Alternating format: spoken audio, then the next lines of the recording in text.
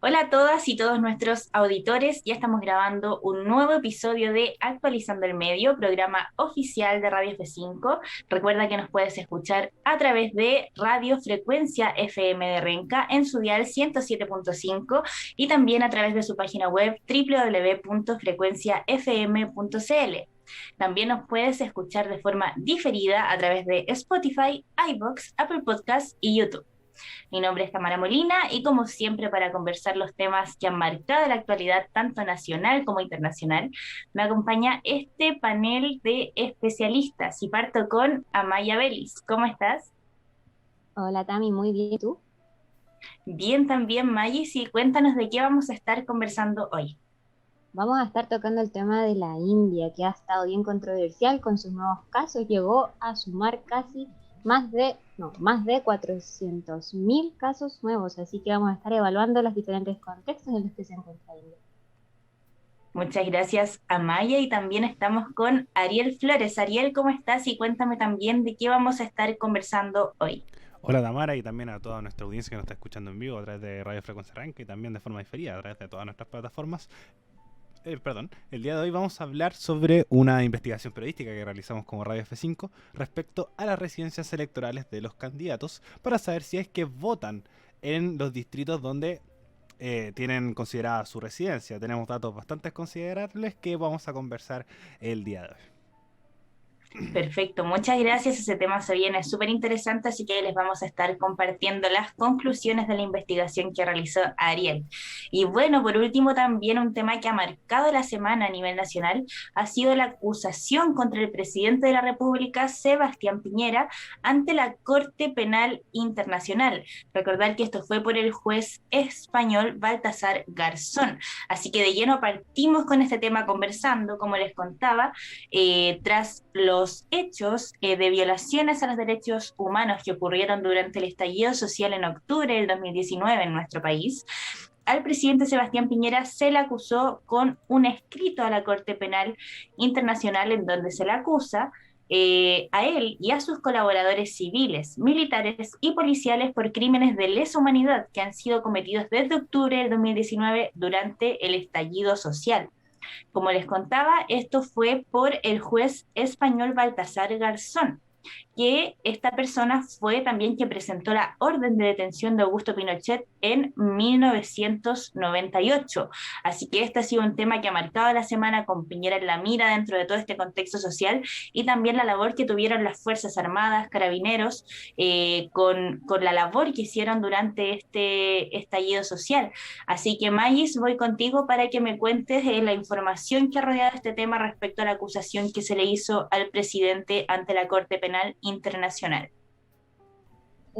Sí, Tami, efectivamente, como informó CIFER, para justificar la intervención de ese tribunal, uno de los principales argumentos es el cierre de 3.050 causas por violaciones a los derechos humanos que debían ser investigadas por el Ministerio Público y que están asociadas a las manifestaciones ocurridas desde octubre del 2019. Esta es una nota que pueden revisar en nuestro Instagram, radio.f5, escrita por aquí Ariel Flores. Y bueno, respecto a esto, me llamó mucho la atención un enunciado de la diputada Carmen Hertz del Partido Comunista, que dijo que más de la mitad de las denuncias por las violaciones a los derechos fundamentales de las personas ocurridas a partir del 18 de octubre fueron cerradas. Es decir, en esta situación, el Estado de Chile no investiga, no sanciona, por tanto, las graves violaciones a los derechos humanos y no repara de manera integral a las víctimas. Esta impunidad es la que se espera termine con la presentación ante la Corte Penal Internacional, ya que las máximas autoridades civiles y políticas de este país sí tienen responsabilidad penal internacional, dijo la diputada Carmen Hertz. Me parece interesante, revelador, que este tema haya salido a la luz a estas alturas. Creo que es no sé, es como me emociona un poco. No sé qué opinas tú, Ariel. Eh, bueno, siempre. Primero sorprendente.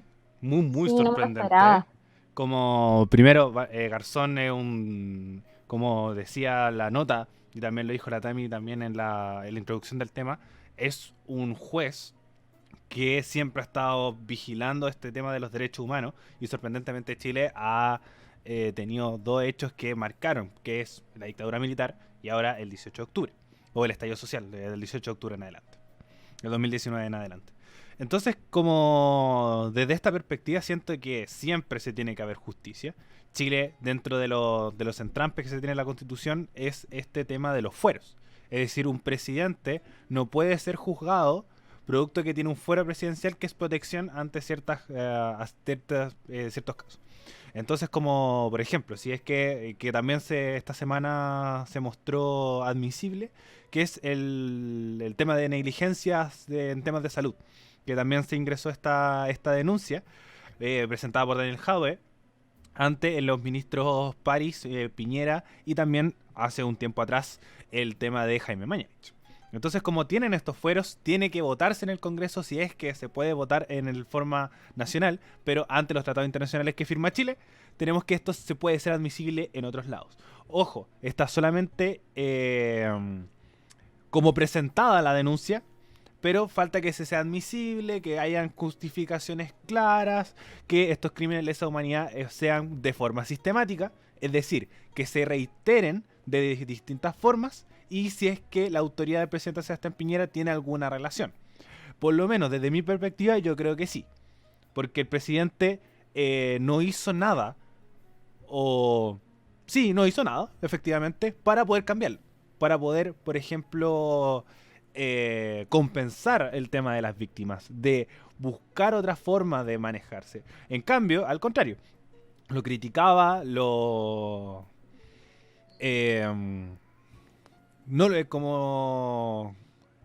mostraba de una forma negativa, vandalizaba el movimiento social, es el término que estaba buscando, diferenciando un poco las cosas, y se centraba mucho el tema de la violencia más que las solicitudes que se estaban dando desde la ciudadanía. Entonces yo encuentro que sí, es responsable, y por eso creo que esto es un tema que sí se tiene que conversar, porque no es cualquier cosa que a un presidente le acusen de crímenes de lesa humanidad. Pocos son los presidentes que son acusados de crímenes de lesa humanidad, que en este caso no solamente lo incurra a él, y sino también a todos sus colaboradores, tanto civiles como policiales, como militares. Recordar que estuvimos en estado de excepción, y Carabineros creo que es una de las instituciones que más hemos hablado en este programa, criticándola por sus diferentes actores. Entonces, es súper sorprendente, muy, muy, muy sorprendente. Y creo que ojalá se lleve como a un punto, que se llegue por lo menos a un juicio, o a decir como realmente Piñera no es culpable, y creo que también debería ser una gran justificación de decir, porque también este hecho, y creo que también lo conversamos en algún programa, que llamaba mucha atención que el juez Garzón viniera a Chile durante el estallido social, porque a partir de una visita a Chile que se busca redactar esta situación y presentarla a la Corte Internacional. Él vino a Chile, vio toda la situación que está sucediendo, se juntó con muchas personas víctimas de trauma ocular, distintas organizaciones, con el Instituto Nacional de Derechos Humanos, que demostró que había muchos problemas en Chile, que se tenía que hacer algo de justicia, y muchas organizaciones, ONG, y principalmente la figura del juez Garzón, hace que esto llame la atención y se lleve a cabo. Porque si es que él hubiera venido también y decir, ¿sabéis qué? No, realmente no se están cometiendo crímenes, sería una figura de autoridad para decir, el juez Garzón dijo que no se están cometiendo crímenes contra los derechos humanos, como también hay otros informes que podríamos conversar que dicen que la situación en Chile era crítica, que habían violaciones sistemáticas de derechos humanos, porque se reiteraban en muchos casos, que eran hechos por figuras de autoridad como Carabineros, que eran en ciertos lugares emblemáticos, haya muchas denuncias ingresadas. Entonces hay muchas como datos que nos hacen decir, sí, esto es una violación sistemática de los derechos humanos. Y creo que, bueno, tenemos dos declaraciones, tanto de Andrés Longton como de Carmen Hertz, criticando esta situación, pero creo que se ha hecho poco eco mediático, porque no es cualquier cosa. Es que están acusando a un presidente, sobre todo que mediáticamente y también en temas de sociedad, vive una sociedad hiperpresidencialista. Cualquier cosa que haga el presidente es pauta. Cualquier cosa que haga el presidente es conversable. O cualquier cosa que tenga relación con el presidente es conversable. Y esta situación de crímenes de lesa humanidad, siento que tanto políticamente como mediáticamente, y también a nivel de sociedad, se está pasando muy por encima. Obviamente coincidió con toda esta crisis del tercer retiro, que tuvimos el tema del TC, salió el mismo día del tema del TC, de la anulación del requerimiento, un montón de cosas. Entonces, como inicialmente creo que se tiene que conversar y se tiene que hacer una autocrítica, o que el presidente salga a decir, porque se le preguntó al ministro del Interior, Delgado, y dijo como algo que tenemos que analizar, que tenemos que ver, no hemos leído el escrito todavía, pero lo vamos a analizar y en su momento lo vamos a conversar. Y eso fue el día martes, que publicamos, día lunes, día martes, que publicamos se publicó esta información, y todavía no hay ninguna declaración del presidente respecto a esta situación. Creo Si no que me pasa lo equivoco- mismo con... Ay, perdón, Tami, lo siento, ¿no? Porque iba a decir que creo que fue el jueves, ¿o no? No estoy muy loca. Voy a buscar en la fecha mientras ustedes lo Creo que fue el jueves. conversan. Pero iba a comentar algo respecto a lo que el Ariel decía que me llama mucho la atención, y es que brígido es, perdóname la expresión, que brígido es tener que esperar a que llegue un cuerpo internacional para hacerse cargo de esto, y que nosotros le hagamos la vista gorda. Y encuentro en todo sentido, por ejemplo, en el ámbito mediático, me acuerdo que de hecho estuvimos discutiendo aquí mismo en el programa, que los medios internacionales juzgaban mucho el gobierno de Piñera y también los hechos, las violaciones a los derechos humanos que estaban ocurriendo en el país, cuando aquí eh, los medios comunicacionales tradicionales por lo menos tendían a esconderlo bastante bien. Entonces, o sea, no bastante bien, porque casi toda la población se daba cuenta, pero claro, igual infundando el miedo siempre. Entonces creo que dice mucho también de nuestra cultura y de nuestro país también, pues. También te ibas a decir algo, así que prosigue. Sí, o sea, va en la misma línea que ustedes, o sea, creo que se repite el tema y lo peor, Maya, respecto a lo que tú decías, es que ni siquiera con informes internacionales el gobierno sale a reconocer cierta culpa. A veces la solución más fácil o es ser autocrítico. Sabemos que Piñera no estuvo disparando en la calle, que lo hicieron las fuerzas del Estado, pero él, con su discurso a lo largo del estallido social, como decía el Ariel, vandalizó el movimiento y a la vez defendía el actuar de Carabineros, sabiendo que él tenía que asumir esa responsabilidad porque son agentes del Estado que están al mandato del Ministerio del Interior. Y siempre se respaldó ese actuar cuando personas estaban perdiendo la vida, personas se quedaron sin vista, no olvidar algunos de los casos emblemáticos como el de Fabiola Campillay, que estuvo a punto de morirse por una meningitis a fines del año pasado, y ella esperando la micro para ir a su trabajo, de Gustavo Gatica y de cuántas personas más que quedaron sin poder mirar cuando sus ojos eran sus fuentes de trabajo, algunos fotógrafos. Fue un tema sumamente importante lo que pasó en Chile, por eso se hace tan relevante también esta acusación con la Corte Penal Internacional, porque si hacemos ese símil, veníamos, la situación más crítica que había pasado en nuestro país con los derechos humanos había sido en dictadura. Entonces ahora, en todo este tema de democracia, sabemos que otros mandatos presidenciales habían estado en la mira, más que nada con el conflicto mapuche en relación a los derechos humanos. Por ejemplo, con Bachelet, si no me equivoco, fue Matías Catrileo. Eh, pero son casos particulares. En el caso de este gobierno de Piñera se juntó todo y fue algo que de cierta forma se hizo un poco más sistemático, entre comillas, ya que no pasó en casos aislados, pasó en a lo largo de Chile, en todas las comunas, se registraron abusos sexuales por parte de carabineros, golpes, secuestros, y todo esto, hay videos hoy día, en esta época que podemos hacer esta comparación con la dictadura, está la tecnología. Entonces, no hubo esto que se pudo ocultar o que no salió a la luz, esto todo estuvo en la luz pública, entonces cuesta creer que un gobierno como Piñera, o sea, no cuesta creer, es posible que lo haga, lo hizo, respaldó esta labor en vez de decir, se equivocaron. Sabemos que no todos son iguales, sabemos que no todos son malos, pero la institución está fallando, hay que reconocer ese error y vamos a trabajar para que no se sigan ocurriendo estas violaciones a los derechos humanos que están pasando.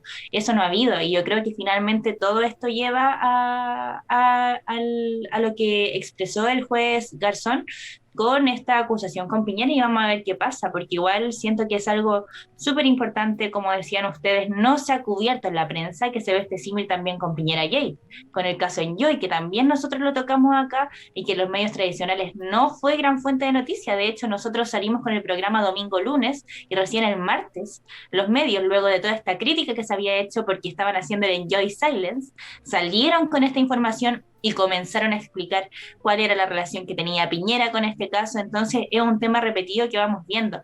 Entonces, chicos, le quiero preguntar, ¿qué otra información o opinión tienen para agregar sobre este tema?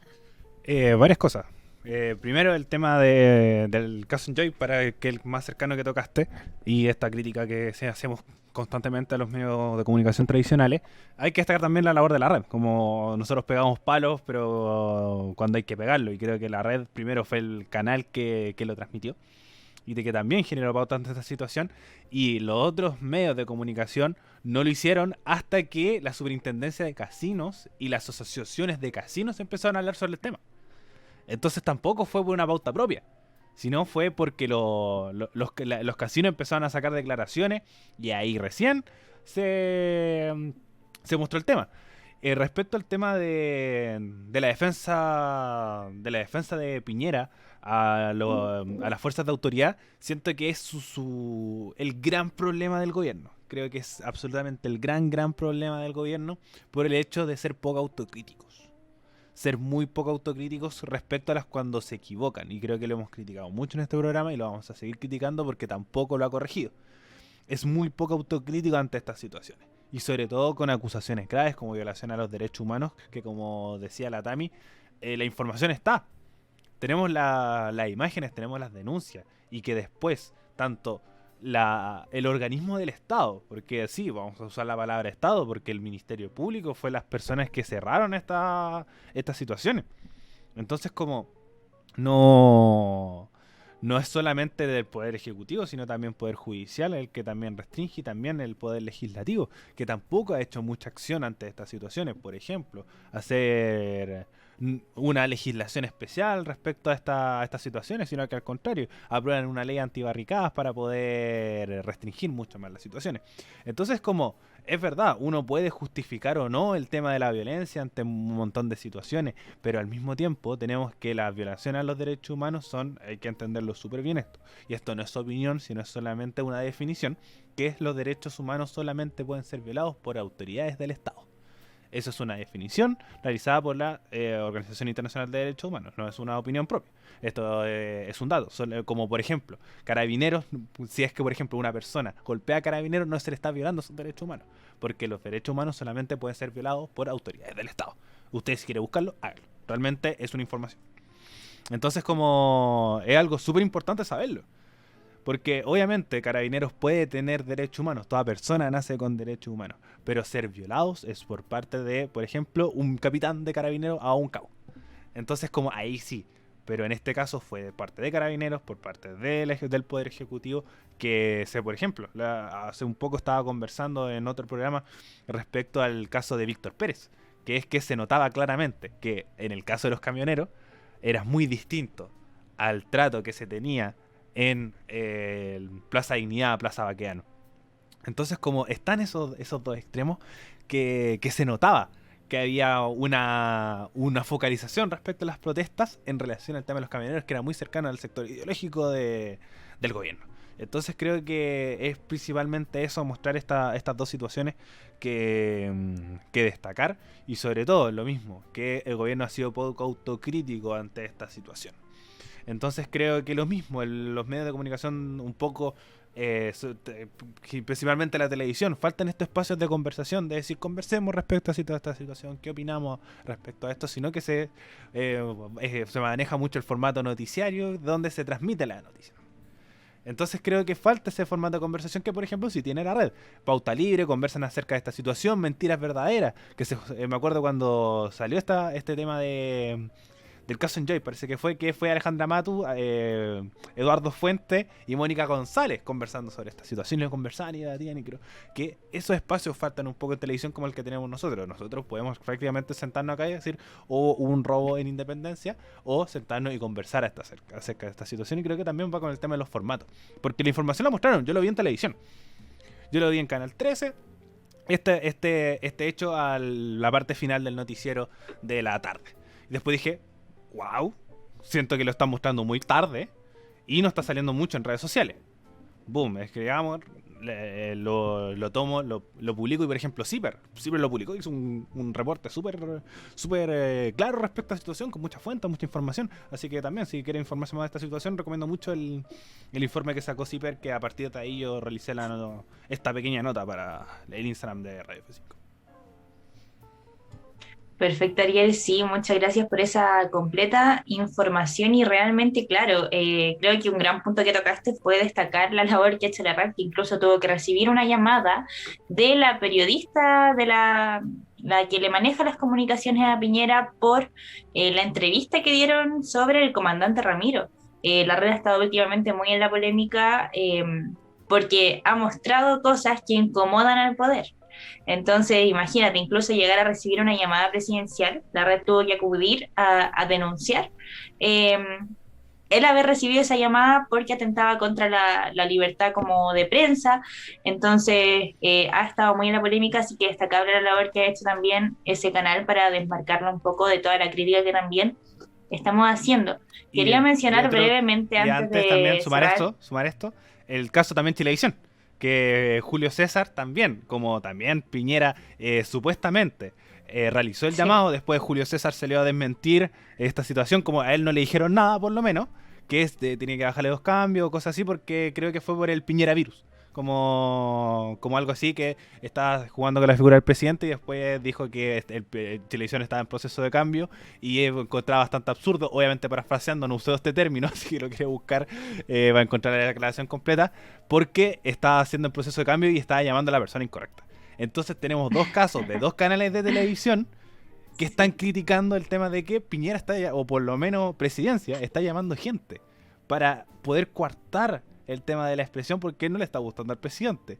Y creo que eso también está entrando un poco y puede hacer un poco de justificación al tema de la coartación de los derechos humanos, porque la libertad de expresión es un derecho humano. Como si es que no entra en temas de odio o en temas de un montón de situaciones que son criticables también con el tema de los derechos humanos, no debería uno coartarse la libertad de expresión, y menos desde Presidencia. sí, también cabe destacar este aumento que ha habido en los noticiarios, por ejemplo, si se dan cuenta por ejemplo, Mega Noticias puso a Rodrigo Sepúlveda, que es un gran crítico que lee noticias, pero siempre le añade un toque de opinión. Le siguió Chilevisión directamente con Rafael Cavada, que fue una figura muy fuerte en el estallido social y se dedican en los noticiarios del fin de semana a recoger la opinión social de la gente. Entonces, podemos ver cómo la televisión igual de cierta forma ha ido tomando estas cosas en Mega. Julio César, por ejemplo, que también ha estado como el alabado Julio César, que interpela a los políticos, y en el Mega se llevaron de la red a José Antonio Neme, que se había ido y volvió justamente para tener esta opinión crítica. Entonces podemos ver cómo se ha ido tomando esta nueva línea de lo importante que es opinar sobre el acontecer nacional, reflejar más allá de dar una información de dato duro. Es muy importante tener este pensamiento crítico, que también ayuda mucho a la población a entender ciertos temas de manera crítica, porque la gente siempre se va a quedar con el titular. Entonces, muy relevante esa labor. Y bueno, para ir cerrando, quería mencionar brevemente un artículo de Ciper también, que lo lanzó en el periodo justamente cuando Chile estaba en la mirada internacional por el estallido social, que se llama El Nunca Más que Nunca Fue.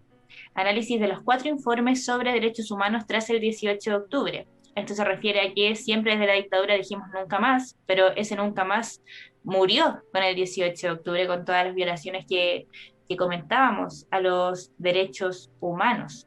Entonces acá ponen un paralelo de como un resumen en las cosas que coincidían los 4 informes internacionales que se hicieron para nuestro país, que algunos cabe recordar que el gobierno aceptó y otros no.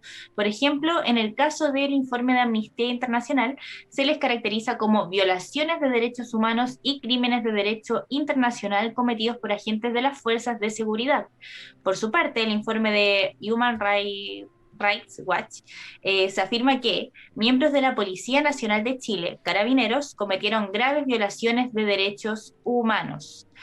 Por otra parte, la Comisión Interamericana de Derechos Humanos manifiesta su grave preocupación por el elevado número de denuncias de graves violaciones a los derechos humanos, y en el caso de la Comisión de las Naciones Unidas por los Derechos Humanos se indica una vez más que se ha producido un elevado número de violaciones graves a los derechos humanos. Entonces tenemos 4 informes de organismos sumamente importantes a nivel nacional que condenaron esto, y aún así el gobierno no hacía la autocrítica. Luego vino el tema que estamos tocando hoy finalmente, que le dimos una vuelta súper grande con la acusación de Piñera ya en el marco internacional por todo esto que sucedió en octubre del 2019, que se nos venía olvidando, porque ahora estamos a puertas de un proceso constituyente que nació en este mismo proceso histórico. Estamos viendo los candidatos y eso ha ido quedando en el olvido, pero también es importante no olvidar, porque como dice este dicho, un pueblo sin memoria es un pueblo sin futuro.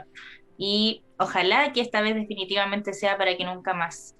Magis, te doy el paso a ti si quieres agregar alguna opinión o información final para cerrar este tema y pasar al que le sigue en nuestra pauta. Creo que con esa frase igual lo dijiste más que nada todo, Tami. No tengo realmente algo que agregar al respecto. Creo que el Ariel está como... No, nada más que agregar yo por mi parte. Creo que lo sintetizaste súper bien con ese informe de CIPER. Así que, gracias. Perfecto, chiquis, muchas gracias por participar en este tema que estuvo bien intenso. Y ahora ya nos vamos al ámbito internacional. Ya sabemos que estamos en medio de una emergencia sanitaria a nivel mundial con el COVID-19, y en el caso de la India la cosa no va muy bien, está dentro de los peores países con las mayores muertes, con las mayores tasas de contagio, sin vacunas. La situación está muy grave, la gente la están cremando en medio de la calle, a la vista de todos, crematorios improvisados. Entonces la situación está muy mal. Te doy el paso a ti, Magis, para que nos cuentes un poco de información de qué está pasando en este país. Claro, hace poquito el Ministerio de Salud de la India informó que llegaron como a una cifra récord de 3.689 personas que fallecieron dentro de las últimas 24 horas. Y es una cifra igualmente considerable. Se han visto imágenes demasiado fuertes dentro de los noticiarios respecto a la situación que está viviendo India, como bien tú comentabas también. Y lo que a mí me sorprende un poco de esto es que, bueno, como estábamos comentando previamente en el programa, India es un país que tiene una cantidad abundante de habitantes, si no me equivoco, 1.366.000 millones de habitantes, según data el 2019. Miles de millones de habitantes. Muchas gracias, Ariel. Miles de millones de habitantes, es algo súper importante a destacar. Entonces, harta gente. Es muchísima gente, entonces me sorprende mucho también esta situación porque India no está confinada. El primer ministro, Narendra Modi, cataloga que India no debería estar confinada y que debería ser un requerimiento de último recurso, y esto se debe más que nada al impacto económico que podría generar el confinamiento. El 2020 se produjo una caída de un 24% entre abril y junio en comparación con el año anterior en la economía. Y además que también, según el ministro, hay un costo humano detrás. Y es que cuando se confinó el país, que fueron 68 días de confinamiento, muchos trabajadores migrantes tuvieron que emprender su vuelo a sus pueblos. Y resulta ser que en esos viajes se encontraban sin empleo, sin dinero, empezó a incrementar la pobreza, los niños comenzaron a desnutrirse, las mujeres embarazadas quedaron a costa, o sea, sin el apoyo gubernamental. Entonces hubo muchos problemas para acceder a las prestaciones del gobierno. Y aparte de esto, también me llama mucho la atención que India es el mayor productor de vacunas y utilizan una vacuna que tiene un nombre muy específico que yo no había escuchado, pero espérenme un poquito. ¿No es AstraZeneca? Sí, esa, AstraZeneca. Y bueno, también ocupan ¿cómo se llama esta? La Bharat Biotech y también han hecho uso de la Sputnik V, que fabrican en Rusia, por cierto. Y bueno, resulta que a pesar de ser el país con mayor producción de esta vacuna, es el que menos tiene. O sea, no es el que menos tiene, perdón. Tiene muy pocas dosis, entonces me sorprenden estos datos, así que no sé, estoy abierta a opiniones aquí, a que debatamos qué está pasando en India. Bueno, un poco para complementar la información, tengo información de France 24, que dice que la población de India está vacunada con el 40% de su población. El 40% de la población india dice... sí, el 40% de la población india está inoculada. Pero hay muchos factores que se tienen que ver alrededor porque tenemos que ver siempre los países dependiendo de sus contextos. Como no es lo mismo la situación en Chile, que se compara mucho con la situación europea, cuando son contextos absolutamente distintos, y lo mismo con el caso de la India. Inicialmente la India, como decía inicialmente la Maya, es un país con mucha gente. No estoy seguro, pero debería ser el segundo país con más población del mundo. No sé si habrá superado a China, lo dudo, pero es el primero o el segundo país con más población del mundo. Entonces, por una cuestión obvia, mientras más gente vas a tener que vacunar y más difícil va a poder hacerlo. Si nosotros en Chile, con 17 millones de personas, nos está costando vacunar a la gran mayoría de la población, imagínense el caso de India.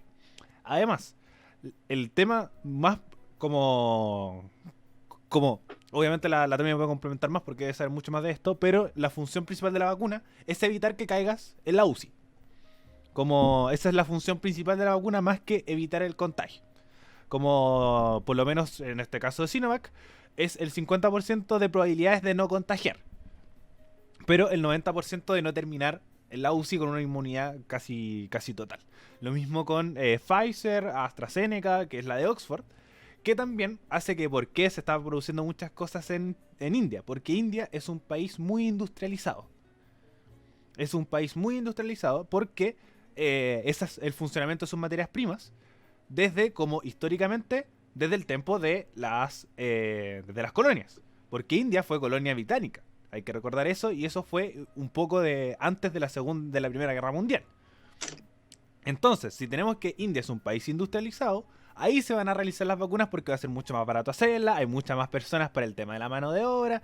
Entonces, India es un país que fomenta mucho el tema de la industria. Y junto con eso, el tema de la industria hace que India sea uno de los países más contaminados del mundo. Estar solamente en Nueva Delhi es equivalente a fumar 3 cajetillas de cigarro. Solamente por estar ahí. Es un país muy contaminado por el tema industrial y por también el tema de la población. Porque sabemos que por naturaleza el humano contamina. Entonces, como el país más limpio es el país sin humanos. Esa es una realidad. Entonces tenemos todos esos factores que, junto con lo que decía la Maya, el tema de la pobreza, termina haciendo que cualquier crisis se vea muy magnificada. Entonces, teniendo en cuenta que la población, primero, es muy difícil también confinar a una gran población. Por ejemplo, el mismo ejemplo de Chile. Tenemos 17 millones de personas y cuesta confinar a 17 millones de personas, sobre todo con una crisis económica que la crisis económica chilena no tiene ni comparación con el caso de la India, porque es un país muy pobre desde hace mucho tiempo. Lo mismo el tema de como el tema histórico en respecto a la India. Incluso también hay hasta un tema cultural que no me voy a meter ahí porque no sé mucha información, pero también como hay un tema cultural en la India que hace que haya mucha diferencia entre clases sociales respecto a la pobreza. Pero si usted lo sabe, lo puede dejar en los comentarios para que también vayamos generando información respecto a esta situación que también afecta al tema de la India. Entonces, junto con toda esta información, hacemos que la crisis se vuelva mucho más potente. Hace que todo se mezcle, porque el COVID es una enfermedad respiratoria, con el tema de la contaminación, hace que todo sea mucho más mortal, y el tema de la población hace que todo sea mucho más complejo, el tema de relación con Inglaterra, porque por algo está AstraZeneca, que es la vacuna de Oxford, esté produciéndose en el país. Entonces muchas cosas que llaman la atención, que hacen que la India sea un tema preocupante, pero también porque es un tema preocupante, porque si tenemos muchos contagiados de COVID, estos se van esparciendo por el mundo, y también con un tratamiento particular se están generando nuevas variantes. Sabrá que la variante de India va a ser también muy complicada de tratar, porque hay mucha parte de la población que se mezcla con otras enfermedades que hay en la India debido a la pobreza, que se puede hacer que sea mucho más complicado manejar el tema del virus. Por eso también tocamos el tema de la India, porque puede afectar mucho más el tema de la población, y también como para un poco entender los contextos mundiales que están sucediendo respecto al COVID-19. Pero principalmente eso, hay muchos factores que hacen que el tema de la India fuera importante. Hay otro tema que afectaba, el tema de las camas. Porque el tema de las vacunas es para que la gente no caiga en las camas, pero como hay mucha población, mucho contagiado, mucho está cayendo. Entonces, la crisis también es el tema de la falta de camas críticas, un sobrecolapso pero ya absurdo del tema del sistema de salud, y está quedándose sin oxígeno. Entonces, una de las grandes ayudas internacionales que se han mandado son tanques de oxígeno para por lo menos tener a la gente. Hay imágenes impresionantes, gente como en la calle, como con tanques de oxígeno porque no hay espacio en los hospitales. Entonces, como la crisis está realmente extrema en el caso de la India, pero es también por todos estos factores que deben haber muchos más. Muchos, pero muchos más.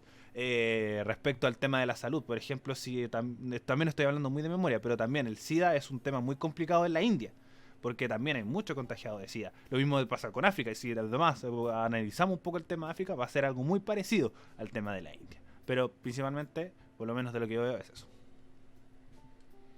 Así es, Ariel. Hoy día, claro, como tú decías, está la vacuna que impide que la gente caiga grave a las camas y que el sistema de salud preferentemente esté más despejado.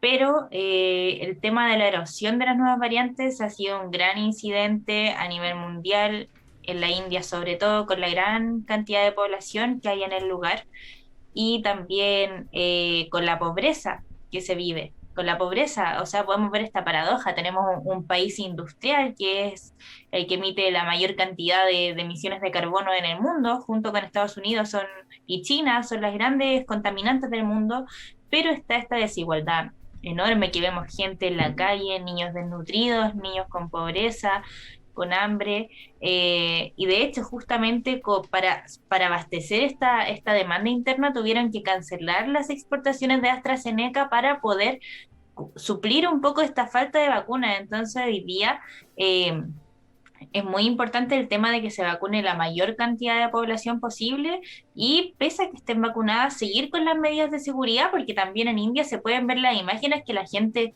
sí se ha aglomerado a celebrar eventos religiosos. Entonces también tiene que ver con un tema cultural de cómo se mira el COVID y si le tiene miedo también la población al COVID, porque se puede ver también mucha gente sin mascarilla en estos eventos sociales masivos. Entonces todo esto es un riesgo sumado con la pobreza, por ejemplo, el agua. ¿Realmente toda la población de la India tendrá acceso a jabón y agua para lavarse las manos y poder frenar un poco esta curva de contagio? Entonces la situación de India es sumamente grave, incluso ha superado a Brasil, que es un país que si bien tiene una desigualdad en temas económicos políticos, tiene un gobierno mucho más organizado y una población mucho más, como podríamos decir, adecuada al sistema capitalista, como propia de los países que están más cerca de nuestro continente. La India se ve mucha más pobreza, incluso llegó a superar a Brasil. Así que May, estoy al paso a ti para que me complementes con un poco de información, puede ser también con la ayuda desde la vereda internacional, o también tu opinión respecto a esta situación crítica que se está viviendo allá en el país. Bueno, sí, ya dando como el contexto de por qué se vive esto, quería ahí dar una pequeña información que se estaba viendo como el plan de vacunación, que le tocaban como a personas de 18 a 44 años, pero este plan claramente se cayó por el tema de las dosis, de la falta de dosis. Y claro, no todo es tan Gris. En la vereda internacional ha habido bastante ayuda para India y hasta el jueves 29 de abril, 40 naciones habían ya enviado cargamentos de ayuda para este país. El primero de varios aviones fueron procedentes de Estados Unidos que transportaban bombonas de oxígeno, máscaras y pruebas de diagnóstico rápido. Llegaron a Delhi el viernes, es decir, el 30 de abril. Anteriormente también el Ejecutivo de Estados Unidos, para recordar que había sido criticado por imponer una prohibición al envío de materias primas para vacunas en el extranjero, lo que limitaba la capacidad de India para fabricar más vacunas de AstraZeneca. Y bueno, esa medida se levantó la semana antepasada. Del mismo modo, también un avión militar alemán llegó con 120 respiradores a la India el sábado 1, si no me equivoco, sí, el sábado 1 de mayo. No, el sábado antepasado. A ver, voy a ver mi calendario. El sábado 27, creo. Y, no. Sábado 25 de abril. No, 24. Sábado 24 de abril. Estoy sumamente perdida ya. El sábado 24 y también el Reino Unido prestó ayuda y envió cientos de piezas de equipo médico, así que ahí están recibiendo ayuda. Esperamos realmente que la situación se pueda un poco estabilizar. Se entiende perfectamente que por la cantidad de gente es difícil de controlar una pandemia, de por sí una pandemia ya es difícil de controlar. Y en estos casos se vuelve mucho más compleja cuando es una mayor cantidad de población. Así que eso. Así es, esperemos que la situación de la India y de todos los países que la están pasando sumamente mal con el COVID se recupere. Ahí ya podemos ver de la mano la gestión con las vacunas. En nuestro país, por suerte, tenemos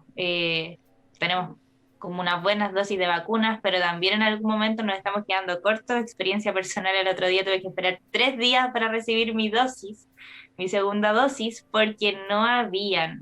Entonces, imagínense si en Chile, que somos un país mucho más pequeño en población y cuesta todavía gestionar, ya ha habido algunos pequeños errores en el calendario que aún así sigue siendo exitoso en comparación Sí, no, no. a nivel mundial y dentro de Latinoamérica.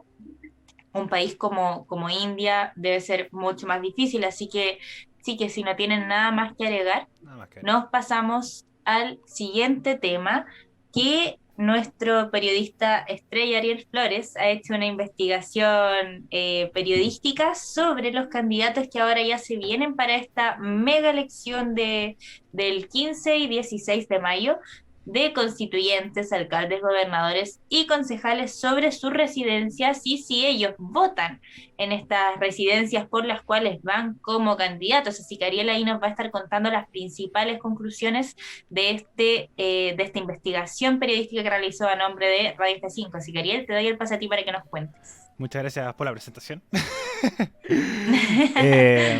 Bueno, esta investigación fue realizada principalmente buscando datos del CERVEL sobre dónde votaban los candidatos candidatos a convención constituyente de la región metropolitana, es decir, del distrito 8 al distrito 14.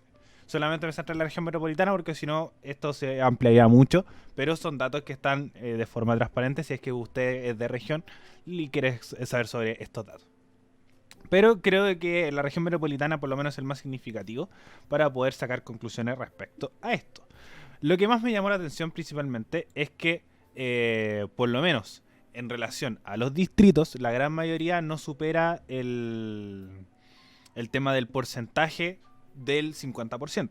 Por ejemplo, tenemos que el distrito 8, candidatos que pueden votar por ellos mismos, es un 64,5%, en el distrito 9 64,3%, en el 12 66,7%, en el 13 64% y en el distrito 14 un 80%. ¿Por qué me salté los distritos 10 y 11? Porque son los que tienen más cantidad de... bueno, junto con el distrito 14, pero el distrito 14 tiene mucho menos candidatos. El distrito 14 tiene 31 candidatos, en cambio el distrito 10 y el distrito 11 tiene 77 y 59. Entonces el distrito 10 tiene un 84% y el distrito 11 un 78%. El distrito 10 tiene las comunas de Santiago, Providencia, Ñuñoa, Macul, San Joaquín y La Granja, y el distrito 11 Las Condes, Vitacura, Barnechea, La Reina y Peñalolén.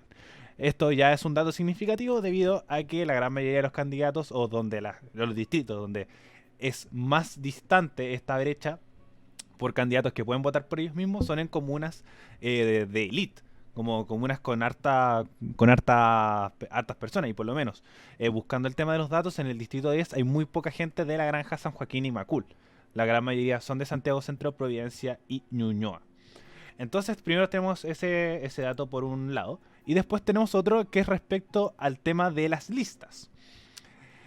En tema de porcentajes, para que quede un poco más claro, tenemos que la lista que más gente no puede votar por ellos mismos es Chile Vamos, con un 53,1%, y después seguido por la lista del pueblo, con un 48%, y después se pega un salto hasta Unión Patriótica, con un 37%, y después la lista del Frente Amplio con un 24%.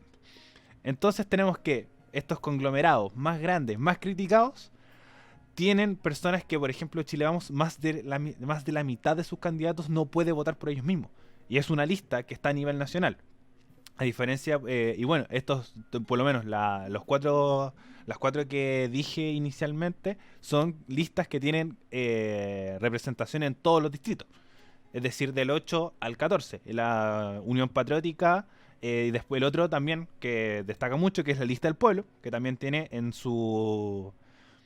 tiene representación en todos los distritos pueden votar por la lista del pueblo, solamente un 17% de las personas no votan por ellos mismos. Un porcentaje muy bajo. Entonces, los partidos tradicionales tenemos que además siguen teniendo esta mala práctica de el movimiento electoral. Es decir, colocar gente para que voten por ellos en distritos donde ellos no viven. O por lo menos no pueden votar. Quizás mucha gente, obviamente esto es una generalización, solamente estamos tratando de que no pueden votar por ellos, porque estos datos fueron revisados la semana pasada, es decir, ya fuera de plazo de cambiarse de registro electoral. Entonces tenemos que ellos como hacen movimiento electoral con el fin de decir, oye, sabéis que en el 11 ya están la gran mayoría en el 11, pero no puede postularse ahí. Movámoslo al distrito 8, que tenemos pocos militantes en ese lado, y vemos si puede salir o no este candidato. Entonces, aquí yo les entrego los datos. Por lo menos en mi caso, yo no estaría muy de acuerdo que por ejemplo, en el caso de los diputados, quizás los constituyentes no tanto, pero por lo menos, sobre todo siendo de Santiago, quizás de región medio daría un poco más de ruido. Que viva en mi distrito. Yo siento que algo súper importante y algo que está fallando es la representatividad. Y si sé que mi candidato no vota en el lugar donde se está postulando, es que o vivió allá, o se trasladó hacia allá, o un montón de cosas, es decir, no vive por lo menos un tiempo considerable en la comuna donde se está postulando. Entonces siento que es un dato relevante, sobre todo que los dos partidos más grandes, principalmente Chile Vamos, obviamente nos puede escribir radio.f5 en Instagram, para que nosotros le hagamos entrar la base de datos donde también se coloca la comuna donde está viviendo, y la gran mayoría vive en Las Condes, Vitacura, Santiago Centro, Providencia, Ñuñoa, en sectores principalmente altos, por lo menos de Santiago. Entonces creo que esos son los datos, y me parecía relevante que se conversara respecto a dónde votan como un espectro a considerar al momento de escoger a su candidato. No sé ustedes, chicas, si es que ustedes creen que las personas que voten tienen que vivir en el distrito que están representando, o no lo encuentran tan necesario. Yo lo encuentro totalmente necesario.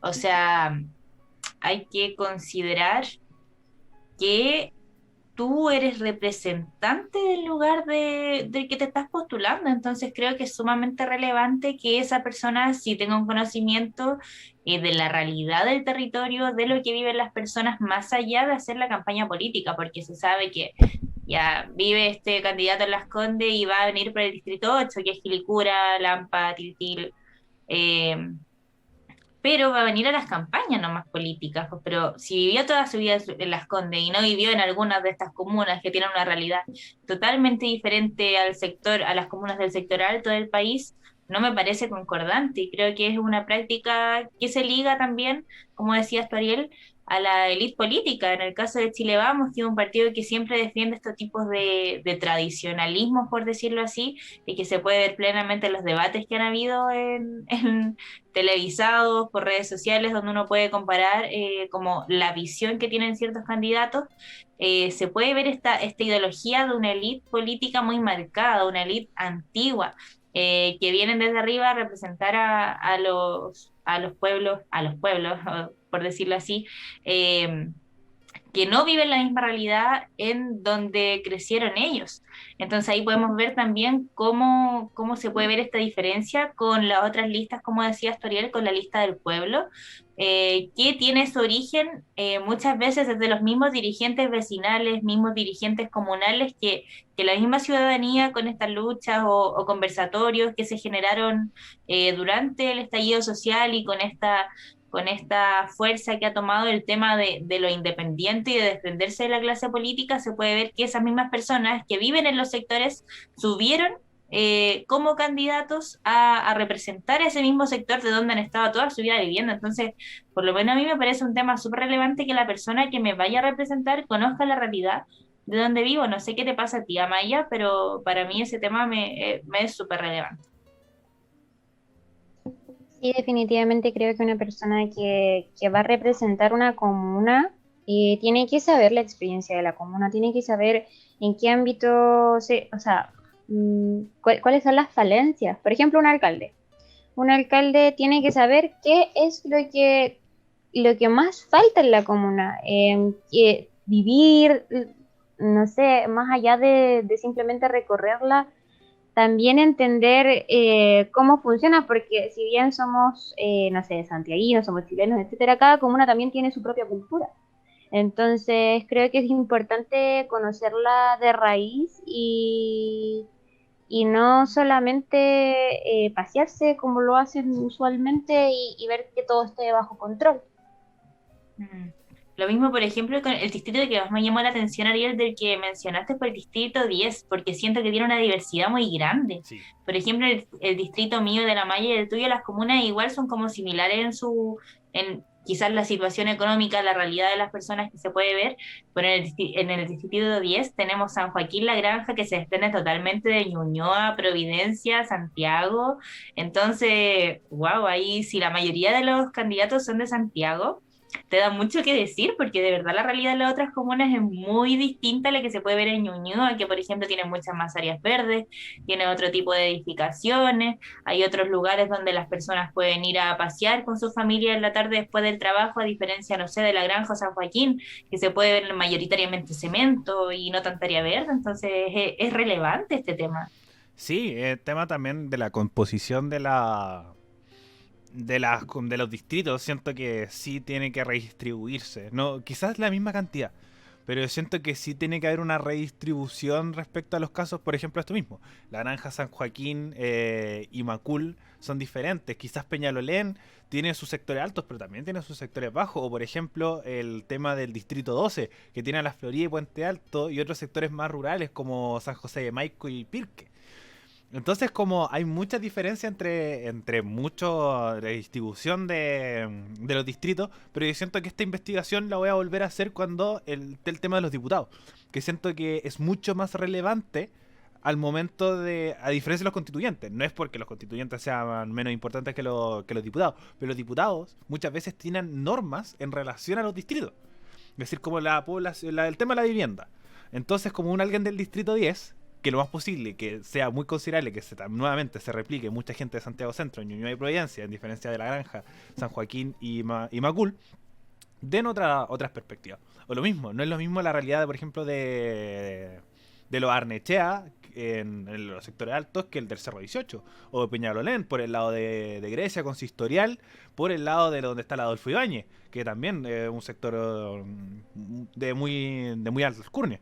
Entonces siento que esa distribución está súper mal hecha. Y también lo mismo en la concentración en otros lados. Por ejemplo, el distrito 8, donde vota la Tami, y también el 8, donde están nuestros amigos de Arcano, el 9. Pero también, el caso Distrito 8 y Distrito 9, hay mucha concentración en las comunas grandes. por ejemplo, hay mucha gente que se postula que vive en Maipú. O también hay mucha gente que vota en Recoleta. Entonces, como hay mucha concentración también con las personas que se van en las comunas más grandes. Entonces también es un factor súper importante a revisar en esta base de datos, que lo más posible que generemos una nota en nuestras redes sociales para que ustedes puedan verla de forma más clara y tenerla más concisa. Pero si a ustedes les interesa, realmente esta base de datos está a libre disposición de todas las personas que nos escuchen y dicen como, oye, ¿sabes qué? Quiero ver como nombre por nombre. Por ejemplo, también el tema del independiente es súper destacable, el de que otra lista también que tiene gran representación. No sé si están todos los distritos, parece que no. Pero si es que, creo que les falta uno, creo que es el 13 o el 14, que es los independientes por la nueva constitución, que es los famosos independientes no neutrales, que tienen un 12,1% de las personas no pueden votar por ellos mismos. Entonces la lista del pueblo, los independientes no neutrales y también de otras listas pequeñas que solamente están como postulándose en un solo distrito también. Tienen una persona, ninguna persona, por ejemplo, a pesar de que la muestra es muy pequeña, pero es destacable el Partido Humanista, que tiene 0% de las personas que representan no pueden votar por ellos mismos. Todos pueden votar por ellos, pero son 3 personas. Entonces también estos datos son engañosos, así que la base de datos está con personas y también con porcentajes, para que si ustedes la quieren, la revisen y también estén atentos a nuestras redes sociales para cuando se suba toda esta investigación periodística que realicé con mucho cariño. Y también con estas cifras que me sorprendieron, pensé que, por ejemplo, el Frente Amplio podría tener más gente que no votara por ellos mismos, pero tiene un 24% cuando tiene lista en todos los distritos con todos los cupos llenos. Porque recordar que las personas solamente pueden postular cantidades en relación a los cupos necesarios. Por ejemplo, si es que necesitan 5 candidatos, puede postular máximo 6. Entonces Chile Vamos tiene una gran cantidad de candidatos. Ellos también tienen todos los cupos completos, igualmente que el partido Unidad Constituyente, que es la lista de la prueba, que también tienen todos sus cupos llenos y tienen un gran porcentaje, a diferencia de algunos partidos que tienen una persona. Entonces ahí crece un poco más el porcentaje porque son 7 personas en una lista. Entonces, pero sí hace preocupante esto de Chile Vamos y la lista de la prueba, que son personas que casi el 50% en el caso de la lista de la prueba y más del 50% en la de Chile Vamos, es preocupante por lo mismo, porque mantienen estas prácticas de movimiento electoral en muchos lados.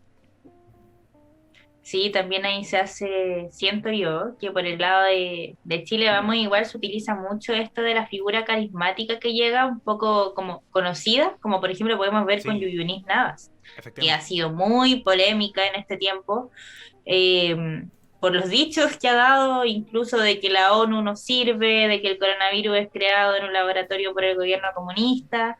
Eh, es sumamente relevante como conocer cuáles son nuestros candidatos y como decías tú, Ariel, interesante sería hacerlo de los mismos diputados, que son los que representan directamente a ese sector de la población, lo mismo con los alcaldes. Pero en el caso de los constituyentes, por ejemplo, van a ir como con una lucha de cierta forma más amplia, que es como una construcción general de la nueva Carta Magna que va a regir el país. Sin embargo, es muy importante que conozcan la realidad por la gente que va a votar por el mismo distrito, ya que finalmente son ciertas promesas que se van a plasmar en esta Carta Magna y la gente tiene que saber también de dónde proviene su candidato. Así que tremenda investigación, Ariel, que te mandaste. Sí, y sumado a esto, por ejemplo, se le criticó, y lo conversamos, que se le criticaba el tema de los rostros famosos, por este famoso tema del arrastre. Entonces yo no lo criticaría por ser famoso, yo sí lo criticaría porque no vive en el distrito. Hay 2 casos que me llamaron mucho la atención. Número 1, Beatriz Sánchez. Beatriz Sánchez, ella vota en Ñuñoa. Ella no vota en el distrito 12. Entonces ella entra en este 24% de personas que se coloca ahí. La lista del pueblo, la tía Pikachu. Ella también vota en Peñarolén. Ella no vota en el distrito 12. Entonces también ella es parte del 17% de la lista del pueblo. O, por ejemplo, hay otros que también de la lista del pueblo que que pueden buscarlo en la base de datos si es que ustedes quieren profundizar. Hay personas que votan en Las Condes y son parte del distrito 8. No, también hay casos así. Por ejemplo, Malucha Pinto, que se postula a mi distrito, el distrito 13, y vota en Peñarolén. Entonces estos personajes famosos, más que criticarlos por ser famosos y el tema del arrastre que se están postulando en lista de partidos tradicionales, no es por eso. Si yo, por ejemplo, yo sí lo criticaría, es decir, yo voté por Beatriz Sánchez, lo transparento, pero sí lo criticaría el caso de decir, oiga, usted está postulándose en un distrito por lo mismo, porque va al lado ganador o porque tiene más probabilidades de salir, y si incluso, si es que vive en las comunas, yo me preocuparía, si es que soy candidato, de cambiar mi distrito electoral. Entonces, como, por lo menos por un tema de casi de imagen, que es ir a votar en la comuna que yo resido. Como si yo estoy representando a la Florida, voy a votar a un colegio en la Florida. Incluso hasta por imagen. Y creo que sería también criticable y como muy de investigación. Que te cambiaste 2 semanas antes. Pero por lo menos, tú casi por la foto, vas a votar al Liceo 4 de la comuna de la Florida. Entonces yo siento así que el tema de los famosos es criticarlos porque nunca han vivido en el distrito. El caso mismo de Juvenis Nava se postula para el distrito 8, pero lo más posible es que si lo busco acá, no vive en el distrito 8 y no vota en el distrito 8. La Maya quería comentar algo mientras busco lo de Navas. No, yo tengo una duda realmente. Les quería preguntar si ustedes como ya, en caso, no sé, por ejemplo, vivieron toda su vida en un Puente Alto y ahora se van a cambiar de comuna. ¿Ustedes votarían por la nueva comuna o votarían por Puente Alto? ¿Qué harían? Yo votaría en la comuna donde estoy residiendo. O por lo menos Ya, donde tengo más impacto. Porque mucha gente también, que es algo súper relevante, que, por ejemplo, yo tengo una amiga que vive en Cerrillos, pero ha hecho toda su vida en la cisterna. Fue al colegio en la cisterna, va a las actividades culturales en la cisterna, va a nuestras casas, que somos todos de la cisterna. Entonces, como toda su vida la ha hecho en la comuna de la cisterna. Entonces ahí sí, ella vota en la cisterna porque ha hecho su vida en la cisterna. Entonces, como tiene más lazo ahí, o por ejemplo hay gente que trabaja y pasa todo el día en Santiago Centro y dice, no, sabes que es mucho mejor votar en Santiago Centro o en áreas limítrofes, que es por ejemplo votar en Loprado. Yo tengo a mi abuelita que vive en Quinta Normal, pero hace toda su vida en Loprado. Va a la casa del adulto mayor en Loprado, va al consultorio en Loprado, está toda su vida en Loprado. Pero hay cambios que son drásticos. Entonces, si yo quiero postularme, como por lo menos trataría de mostrar también el caso de que yo viví en la cisterna muchos años. Que quizás yo no voto ahí, o incluso, si es que me cambio de distrito, mantendría mi residencia en la cisterna. Por lo mismo. Porque votaría por autoridades de la cisterna, como representantes de mi sector, etcétera, porque a mí me interesa mi comuna porque yo viví mucho tiempo acá. Y hay gente que hace eso, que se va a vivir a otros lados, pero mantiene la residencia en donde uno generó más lazos. Y ahí sí podría, por ejemplo, postularse a la cisterna porque vivió muchos años. Entonces aquí sería al revés, que es que yo vivo muchos años en Las Condes, y me cambio a Quinta Normal, como etcétera, etcétera, y sería un poco más criticable. Y no entraría en esta crítica que estoy haciendo, o que estamos haciendo con este tema de la base de datos, porque no podrían votar por ellos mismos. Podrían votar por ellos mismos. Si como quizás nunca vivieron, y además, dentro de los grandes porcentajes que he visto aquí, hay mucha gente, si uno lo busca, de que se cambiaron su residencia electoral hace 2 semanas. Como les decía yo, puede buscarse, se puede interpretar, pero sería como muy por mono, y creo que hasta sería más destacable que no, incluso no votar por ti mismo si es que estáis siendo candidato en otro lado. Sí, eso, yo concuerdo igual con el Ariel, pese a que no sé si desarrollo toda mi vida aquí en Quilicura y luego me cambio de comuna, yo creo que vería por eso, como si realmente me interesa esta comuna y mi vida va a seguir siendo gran parte, mayoritariamente aquí, probablemente quizás me incline más o me sienta más cercana a seguir votando por algún candidato de acá y velar como por el mejoramiento de la comuna que no sé, en Providencia, por ejemplo, Ñuñoa. Entonces, igual yo creo como que depende del aspecto, porque si tú estás como muy interiorizado con la política, quizás tomes en cuenta esas variables, pero si eres como que te da lo mismo, vas a decir, bueno, me cambio de casa, mi registro electoral, domicilio electoral se cambia automáticamente, votaré por quien tenga que votar en el lugar que tenga que votar. Y en tu caso, Magis, ¿cómo lo harías? Uy, yo no sé, es que también depende de como el sentimiento que tenga, porque por ejemplo en mi caso yo antes votaba mentiras, o sea, yo empecé a votar hace poco. Pero antes podría haber votado en Conchalí, ya. Y, y la verdad es que siempre viví, esos eran como mis lares. Ahí vive toda mi familia materna, entonces estoy como muy educada para ese lado. Pero actualmente vivo en Independencia, que quedamos, somos prácticamente vecinos y voto aquí. Pero por ejemplo, mi mami siempre ha vivido en Conchalí y ella reside actualmente en Recoleta y sigue votando en Conchalí. Y no quiere cambiarse de Conchalí. Y ella quiere votar ahí por siempre porque dice que ahí esa es su comuna. Que ahí ella hizo de todo, así que...